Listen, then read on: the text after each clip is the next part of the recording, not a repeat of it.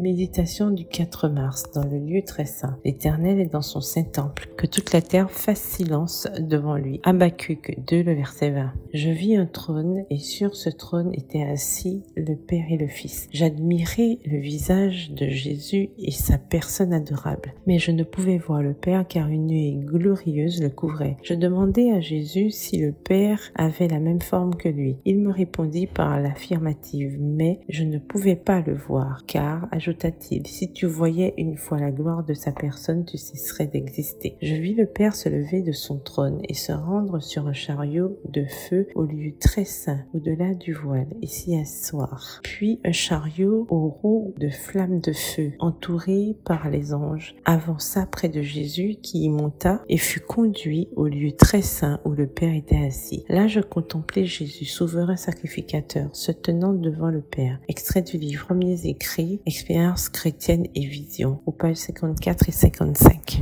Deux ravissants chérubins se tenaient de chaque côté de l'arche avec les ailes étendues au-dessus et venant se toucher un peu plus haut que la tête de Jésus debout devant le propitiatoire. Leurs faces étaient tournées l'une vers l'autre, le regard dirigé vers l'arche, représentant toute l'armée des anges considérant avec intérêt la loi de Dieu. Entre les chérubins, il y avait un encensoir d'or, et alors que les prières des saints, offertes avec foi, parvenaient à Jésus et qu'il les présentait à son Père, une nuée odoriférante se dégageait de l'encens comme une fumée aux couleurs merveilleuses. Au-dessus de l'endroit où Jésus se tenait devant l'arche, il y avait une lumière glorieuse si éclatante que je ne pus la regarder. Cela ressemblait au trône de Dieu. Extrait tiré toujours du livre Premiers écrits, le chapitre Les dons spirituels à la page 251. Notre Seigneur crucifié plaide pour nous devant le Père, devant le trône de la grâce. Par son sacrifice expiatoire, nous pouvons réclamer le pardon, la justice et la sanctification. L'agneau immolé est notre seul espoir. Notre foi lève les yeux vers lui, le saisit comme celui qui peut sauver parfaitement, et le Père agrée le parfum de son offrande parfaite. La gloire du Christ dépend de notre succès. Il y a intérêt commun avec l'humanité. Il est notre sauveur compatissant. Extrait du livre